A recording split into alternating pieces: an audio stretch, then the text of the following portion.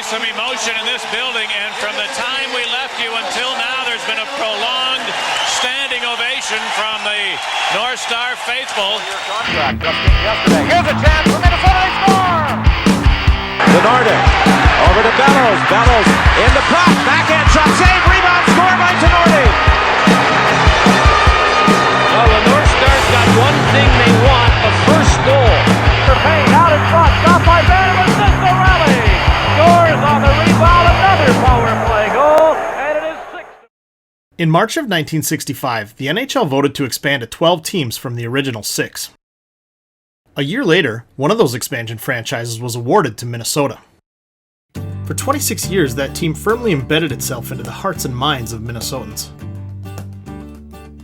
This is a story about a team, its arena, and its fans. There was triumph. In front of the net, backhand shot by Murphy, it's blocked, and that's the hockey game. The Minnesota North Stars have upset the defending Stanley Cup champion Edmonton Oilers. And tragedy.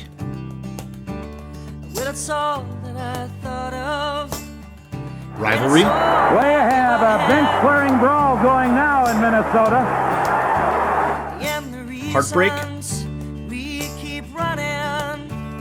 Loss. And eventual rebirth. This story might even challenge everything you thought you knew. This is the story of an entire state and its love of hockey. This is the story of the Minnesota North Stars. Won't you come on home?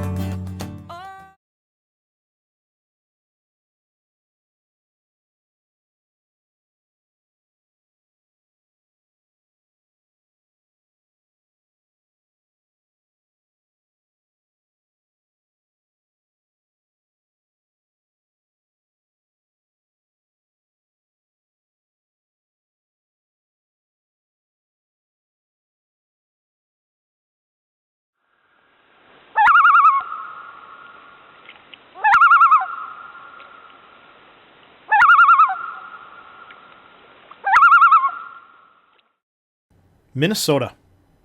Land of 10,000 lakes. 11,842 to be exact. All of which freeze over with ice in the winter, just begging to be skated. Minnesota is known as the state of hockey. But the origins of those hockey traditions, they date back long before the North Stars. The 1890s saw the first organized hockey teams in the state. One of the earliest was at the University of Minnesota. There is talk of organizing at the institution a hockey club. H.A. Parkin of the Dental College is anxious to introduce the game at the University of Minnesota.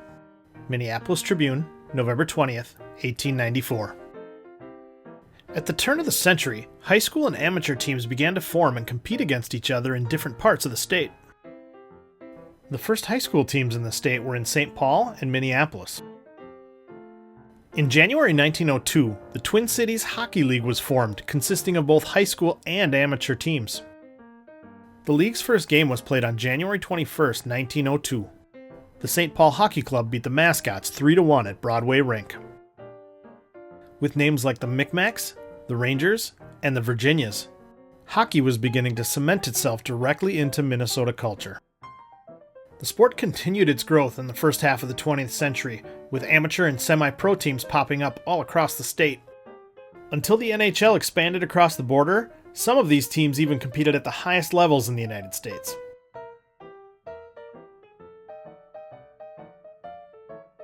In 1921, the University of Minnesota formed the state's first officially recognized college team. The Gophers played their games at the Hippodrome on the state fairgrounds. They also played some outdoor games at Lexington Rink. They were coached by I.D. McDonald and won the conference championship the team's first 2 years in existence. From 1925 to 1950, the majority of Gopher hockey games were played at the Minneapolis Arena. In 1950, Williams Arena was renovated, creating a hockey rink on the west side, and the Gophers began playing their home games there. In 1952, John Mariucci was hired to coach the Gophers. Mariucci coached Gopher legends like John Mayasich, Herb Brooks, and Lou Nanne. During Mariucci's tenure, the Gophers won 2 conference championships and qualified for their first NCAA hockey tournament appearances in 1953, 54, and 61.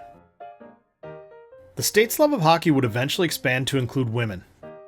The Minnesota Duluth Bulldogs and the Minnesota Gophers would account for the first 5 NCAA women's championships.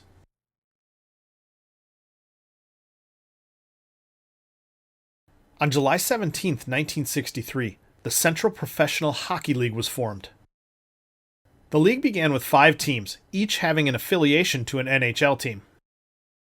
2 of those teams were in the Twin Cities, the Minneapolis Bruins and the St. Paul Rangers. Both teams would have a part in the formation of the North Stars, but the Minneapolis Bruins played more of a central role. Tracing back the history of the North Stars leads to Walter Bush Jr., a Minneapolis attorney specializing in real estate and corporate law. Bush was a hockey booster and an organizer in the U.S. Central League. He was also friends with Walter Brown, owner of the Boston Bruins. Through that friendship, the Bruins established a farm team in Minneapolis in 1963 as part of the formation of the Central Professional Hockey League. Walter Bush enlisted high school hockey friends Gordon Ritz and Bob McNulty in being a part of the Minneapolis Bruins. Even though the Minneapolis Bruins lost money and eventually moved, when the NHL was looking to expand, Walter Bush and Minnesota had the support of the Boston Bruins. That brings us to March of 1965. With the attraction of television revenues, the NHL voted to expand from the original 6. On the same day that NHL President Clarence Campbell announced the expansion, Walter Bush Jr. made it known that he wanted to apply for one of those expansion franchises. St. Paul and the Rangers wanted in too. Providing a unified front would make the chances more likely. The Twin Cities would need an arena that could seat 13,000 to be granted a franchise, but a week before their presentation to the NHL, they hadn't chosen one yet. Originally, they considered the Coliseum, which was built on the site of the old Hippodrome at the State Fairgrounds, which at the time only seated 8,000. But the $2.5 million cost to expand it to 13,000 was too expensive. They also considered recent plans to build a new arena at the Metropolitan Stadium site for $7 million, but we'll come back to that in a second. They ended up focusing on the St. Paul Auditorium, which is the present-day site of Roy Wilkins Auditorium. At the time, it could seat 7,000, but it could be expanded and paid for with public funding. But just 5 days before the presentation to the Board of Governors, they switched gears when they found out that the expansion costs would need to be approved by a referendum. That would require a public vote, which couldn't occur until April at the earliest, and there was no guarantee it would even pass.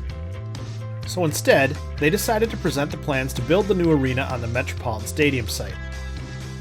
St. Paul Mayor George Vavoulis felt the group went back on their word. The next day, it was made known that a group of St. Paul investors would also be seeking a franchise for Minnesota and would be competing directly with Walter Bush's group. After some negotiations, and just a day before the presentation, the 2 groups decided a unified front gave Minnesota its best chance to get an expansion team. But that agreement included playing in the St. Paul Auditorium.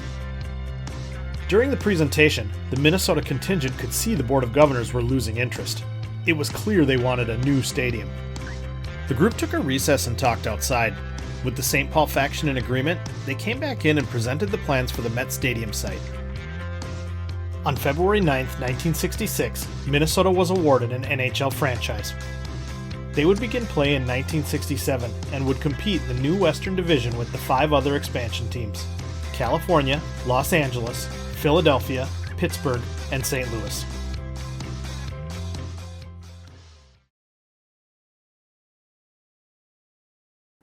Before we can discuss the Metropolitan Sports Center, we have to back up a bit. August 13th, 1954. The Metropolitan Sports Area Commission was formed to own and oversee the building of a stadium to potentially attract a Major League Baseball team to the area. A site was chosen in the village of Bloomington because it was equal distance from both St. Paul and Minneapolis. The land was located on the southeast corner of Cedar Avenue and what was then known as Highway 100. The groundbreaking was scheduled for June 20th, 1955, but it almost didn't happen. The primary owner of the land, Paul Gerhardt, had not been paid yet, and he barricaded the land with a wall of tractors to prevent any construction equipment from entering. A settlement was reached the day before, and the groundbreaking went on as planned. The first game in the stadium was held on April 24, 1956. A crowd of 18,366 watched the Wichita Braves beat the Minneapolis Millers 5-3. Even though it was already being referred to as Metropolitan Stadium in the newspapers, it was officially given that name on July 19, 1956.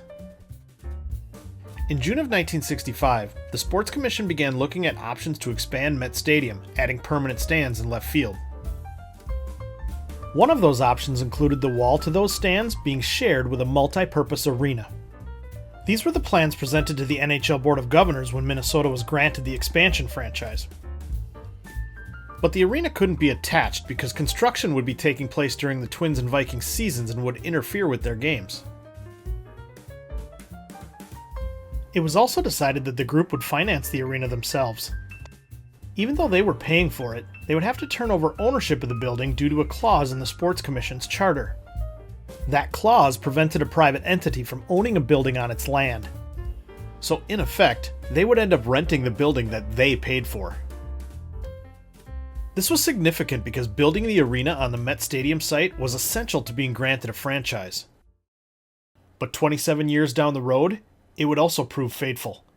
But we'll come back to this later in the story.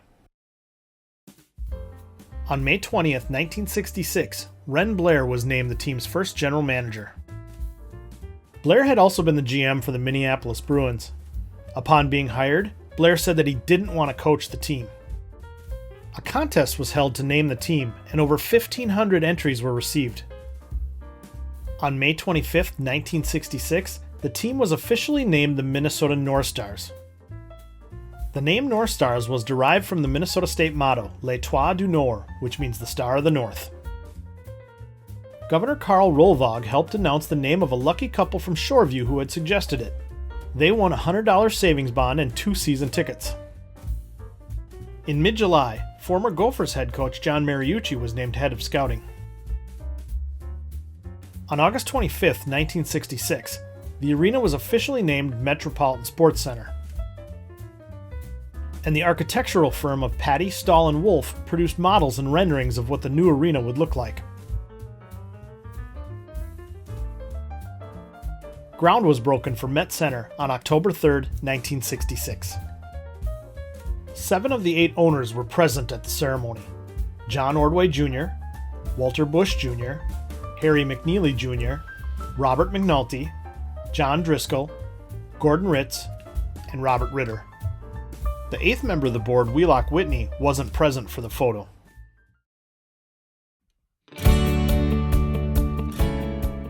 While work began on the foundation, green and white were chosen as the team's official colors on November 9, 1966. George Karn from Mendota Heights was selected to design the uniforms. In December, Ren Blair made the team's first offer to a player, former Gopher Lou Nanne. But Nanne couldn't accept at the time because he wanted to keep his amateur status for the '68 Olympics. Just before the new year, the first ticket prices were released. Prices for single games were from $2.50 to $5 per game, and season tickets ranged from $92 to $185. The team's logo was unveiled on January 17, 1967. It was also designed by George Karn. NHL President Clarence Campbell visited the construction site at the end of January and was impressed with the progress. In February, the American Basketball Association was born, with former Minneapolis Laker George Mikan as commissioner.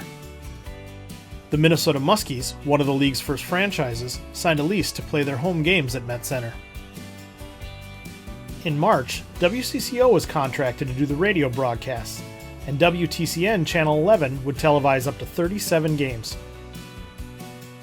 As spring arrived, the team announced plans for their first training camp in the resort town of Haliburton, Ontario.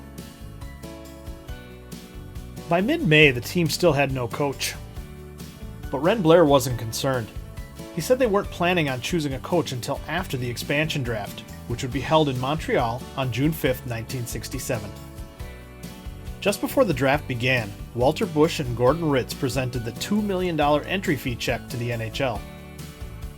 The North Stars' top selections were goaltender and former Minneapolis Bruin Cesar Maniago from New York, and Dave Ballan from Montreal.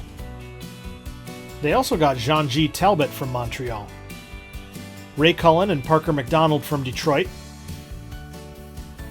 and Bob Wojtowicz, Wayne Connolly, and Bill Goldsworthy from Boston. Ren Blair also got Andre Boudria and Mike McMahon in a trade with Montreal. They also drafted the recently retired Elmer Moose Vasco from Chicago, who said he would report after Blair spoke with him. A few days after the draft, they purchased the rights to center Bill Masterton from Montreal. At that time, Masterton was living and working in the Twin Cities. He would become the team's first official player to sign a contract. On June 20th, 1967, Ren Blair named himself head coach. And in mid-July, Al Shaver was named as the team's first play-by-play broadcaster. And construction was still on schedule as work continued on Met Center's interior in August.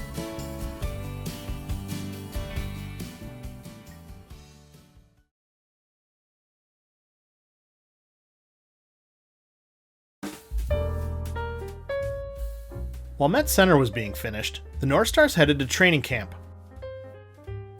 On September 7, 1966, players reported in Toronto, Ontario,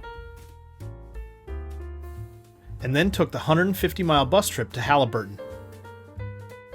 Training camp was held at Haliburton Hockey Haven, which was a summer camp owned by none other than Ren Blair. But it was actually a youth hockey camp, and the players had to sleep in 5x3 cots that were made for kids. They spent most of their first day taking photos, but they had to take turns because they only had 2 sweaters. Ren Blair was a bit of a character. They called him the Birdman because of his name and his wild antics on the bench, and according to some of the players, he couldn't skate very well. Blair said he planned on doing some things that were a little different, and players were surprised when they didn't see a puck for the first 4 days of training camp.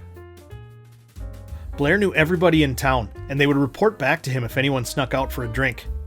He would fine the players for what he called out-of-bounds rules. They played 1 game in Haliburton, losing 3-1 to their Memphis farm team in the preseason opener. Backup goalie Gary Bauman started in nets for Memphis. He played so well that it earned him the start for the North Stars the next night versus the Seals. After spending a week in Haliburton, the players headed to Kingston, Ontario the following day. That night, they beat the California Seals 3-1. They would spend the next 3 weeks in Kingston and would finish their preseason schedule with 5 wins, 6 losses, and 2 ties.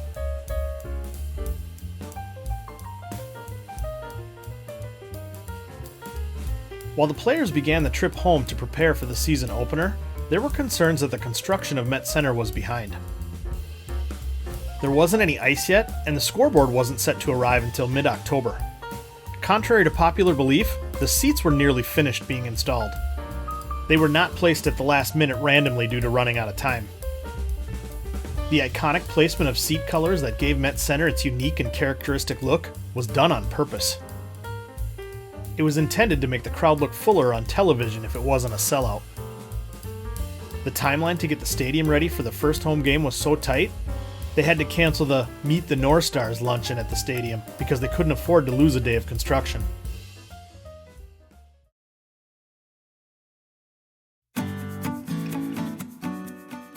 With the roster set, the North Stars would head to St. Louis to play the team's first official game on October 11th, 1967, against the Blues, another expansion team. Gary Bauman would get the start in nets that night. 4 minutes and 40 seconds into the second period, Bill Masterton would break a scoreless tie, netting the first goal in North Stars history. But with Minnesota leading 2-1 with 1:26 left in the game, St. Louis scored to tie it up. On October 14th, with Cesar Maniago in nets, Minnesota lost 6-0 to the California Seals. Ren Blair was in rare form that night and extremely upset. Listen to the legendary voice of Al Shaver describe it. Just as he began shouting at the players, Blair slipped on an orange peel and fell on his rear end. Well, a few snickers came from his captive audience. Blair hopped to his feet, slam-dunked the orange peel into a metal wastebasket, But Wren's basketball technique left something to be desired because he brought his hand down on the wastebasket like a slam dunk. That caused the locker room to reverberate and Blair's hand to swell. Loud guffaws were now coming from the players. Blair, shaking his injured hand, kicked the wastebasket, only to find it was bolted to the floor. The coach, in a final attempt to redeem himself from that sore rump, sore hand, and sore foot, commanded that the last player to stop laughing at him would be sent to the minor leagues, in this case Memphis, Tennessee. Well, poor old Parker McDonald, who would later coach the North Stars, was the last player to stop laughing. And McDonald found a one-way ticket to Memphis in his room the next morning. And the next night, they lost 5-3 to the Los Angeles Kings. And on October 18th, they would skate to a 3-3 tie with the Pittsburgh Penguins, ending their 4-game road trip with 2 losses and 2 ties. The next day, Ren Blair traded John G. Talbot to Detroit for Bob McCord to beef up the defense. The North Stars would head back to Minnesota for their first home game. Met Center may have looked finished on the outside, but workers were frantically trying to finish things on the inside. Some seats still hadn't been installed, and the scoreboard wasn't up yet. Due to all the last-minute construction, the team couldn't practice until 9 p.m. the day before the game. On October 21st, 1966, the North Stars would play their first game at Met Center. They would face the California Seals in that historic game. Cesar Maniago started in the net. Mike McMahon and Bob Wojtowicz would start on defense. Andre Boudria would start at center, and Dave Ballon and Bill Goldsworthy would start on the wings. The first goal in Met Center history came at 8 minutes and 23 seconds into the second period, when Bill Goldsworthy broke a scoreless tie, putting the puck past California goaltender Charlie Hodge. The first penalty in Met Center history was given to Moose Vasco at 4 minutes and 14 seconds into the first period for roughing. Ray Cullen and Dave Ballon also scored in that game, leading to a 3-1 victory over the Seals. Not only was it the team's first win, it was their first win in their new building, and they did it in front of a crowd of 12,951. Just a few nights later, the North Stars would beat the St. Louis Blues in exciting fashion on a Ray Cullen tie-breaking goal with 2 minutes and 14 seconds left in the game, earning the team their second win in the new building. On October 28th, however, the Met Center would witness its first defeat when the North Stars lost to the Chicago Blackhawks 4-2. Although expectations weren't incredibly high for an expansion team, they did struggle. After a bad loss to the Penguins, Ren Blair threatened to step down as coach just 8 games in. As a matter of fact, the team got over the 500 mark only twice that season, and only briefly.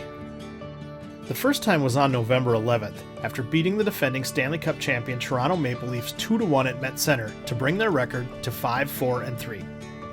Even though they were losing, they were averaging 11,000 in attendance each night, which was number 1 among expansion teams. Cesar Maniago would earn the team's first shutout on December 14th, blanking the Los Angeles Kings 4-0.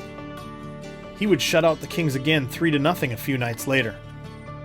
The Seals had recently changed their name to the Oakland Seals, and on December 16th, Maniago shut them out too. It was his 3rd in a row. At the end of December, after losing 3 in a row and being outscored 10-0 in those games, Ren Blair traded for Jean-Paul J.P. Parisi, who was playing with the Rochester Americans in the minors. Blair was familiar with Parisi from his days with the Minneapolis Bruins. In January, Dave Ballon would be named to the All-Star team. And on January 10th, Wayne Connolly would score the team's first hat trick in a 6-4 win over the Philadelphia Flyers. But 3 days later, tragedy would strike at Met Center. On January 13th, 1968, the North Stars were playing the Seals in a game that was described as particularly rough. Bill Masterton was hit in front of the Oakland goal and fell awkwardly, hitting the back of his head on the ice. He was taken off the ice on a stretcher and taken to Fairview South Hospital. The North Stars would have to fly to Boston to play the Bruins the next day, but their minds clearly were with Masterton, who was back in Minnesota unconscious and in critical condition. On January 15th, 1968, Bill Masterton died, leaving behind a wife and 2 small children. He was 29 years old. The NHL All-Star Game was played the following day. A somber mood permeated the normally festive occasion. The incident brought up the issue of wearing helmets, and Toronto Maple Leaf Brian Conacher wore a helmet in this game for the first time in his professional career. On February 20th, 1968, the NHL Board of Governors, in association with the NHL Writers Association, created the Bill Masterton Memorial Trophy. It would be awarded annually to the player who best exemplified perseverance, sportsmanship, and dedication to hockey. To this day, Bill Masterton is the only NHL player to die as a direct result of an injury that occurred during a game.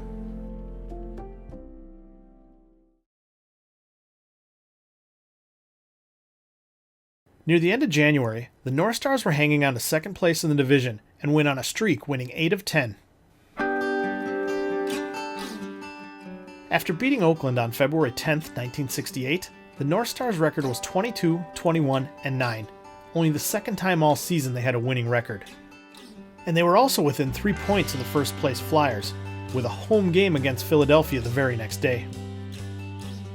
The North Stars ended up losing that game 3-2. That's as close as they would get to winning the division, but now they needed to focus on a playoff spot. Unfortunately, the North Stars would win only 2 of their next 13 games, losing 3 more times to the Flyers in that span, and fall to 4th place, the last playoff spot, with only 8 games left to play. To make matters worse, Bill Goldsworthy was suspended for 3 of those games for knocking down a referee during a scuffle. With only 3 games left to play, the North Stars beat the Kings 5-3 in Los Angeles on March 27th to clinch a playoff spot. After playing in the Olympics, former Gopher Lou Nanne began to work out with the North Stars, but there was still uncertainty whether he would sign with the team. Under NHL rules, players could play 8 games and still keep their amateur status. On March 29, 1968, Lou Nanne signed an 8-game tryout contract and played his first game on March 30th. The final game of the regular season was on March 31, 1968. The North Stars lost to the St. Louis Blues 5-3 at Met Center, finishing with a 27, 32, and 15 record and in 4th place in the standings. After the game, Cesar Maniago was given the team's MVP award.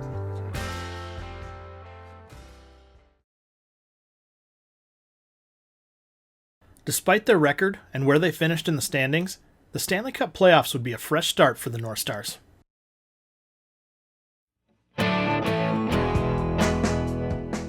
In anticipation of making the playoffs, ticket prices were released in late March.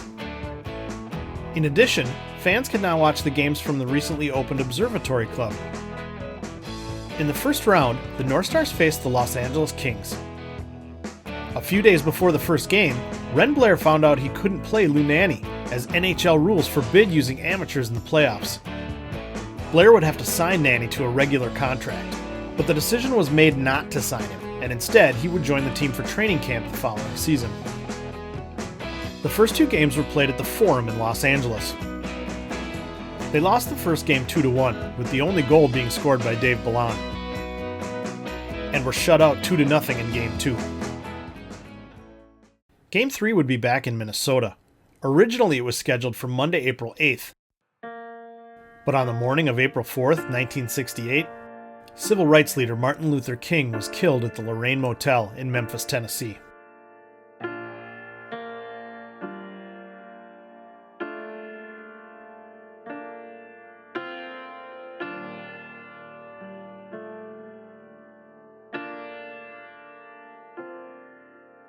In observance of a national mourning, all games for Monday, April 8th were postponed.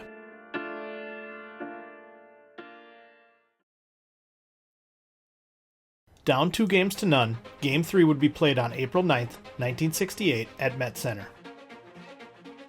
The North Stars won 7-5 in a wild one that saw 6 goals in the first period. 6 different North Stars scored in that game, with Billy Collins scoring 2. Game 4 was a bit tighter. The Kings scored 2 in the first 5 minutes of the game, but Minnesota scored 3 unanswered goals by Ray Cullen, Mike McMahon, and Dave Ballon to even the series at 2. Back in LA for Game 5, Minnesota got down early on 2 goals by LA's Gord Labossiere. Wayne Connolly would get Minnesota on the board with 2 goals in the third, but the 3-2 loss put the North Stars on the verge of elimination. Game 6 was back at Met Center, and it was a thriller. Down 3-1 in the third, Bill Goldsworthy scored 7 minutes into the period to make it 3-2. With just over 3 minutes left, Bob McCord tied the game at 3, sending it to overtime. 9 minutes into the extra session, the game-winning goal was scored by an unlikely hero, Milan Marcetta.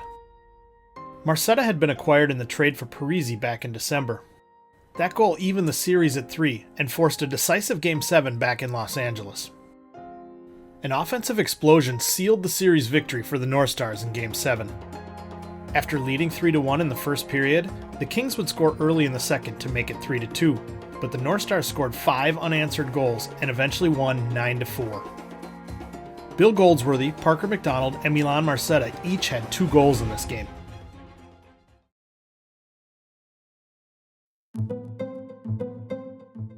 The North Stars would then face the St. Louis Blues in the Western Division Finals.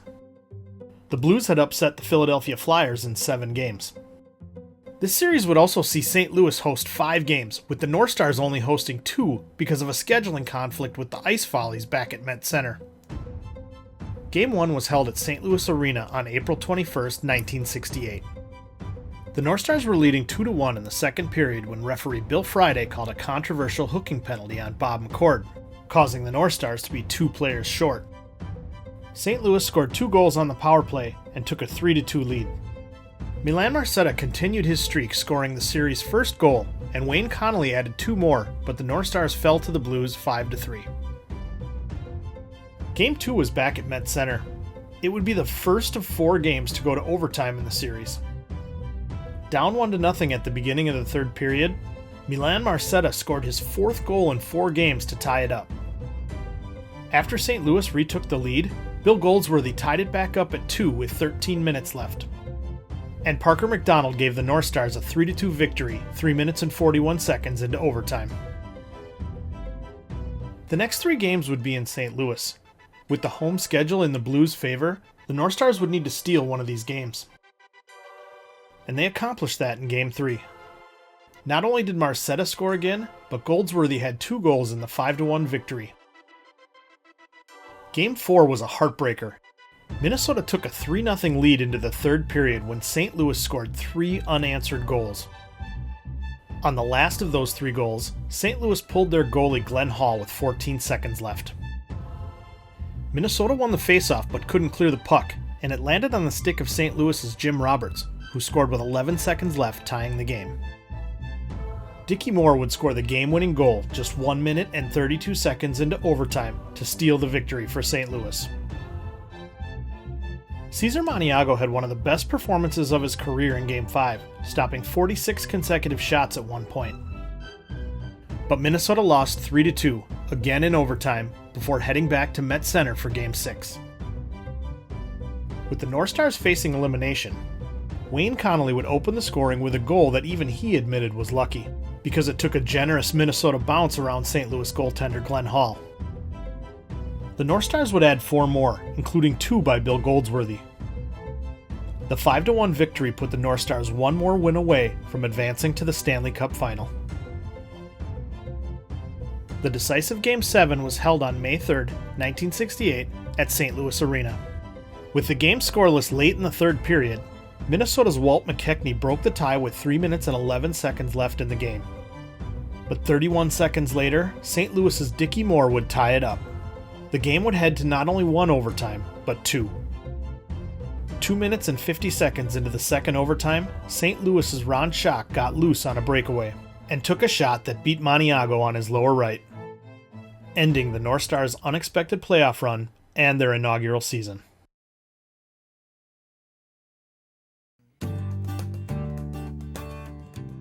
Although the ending was heartbreaking, nobody expected Minnesota to get that far.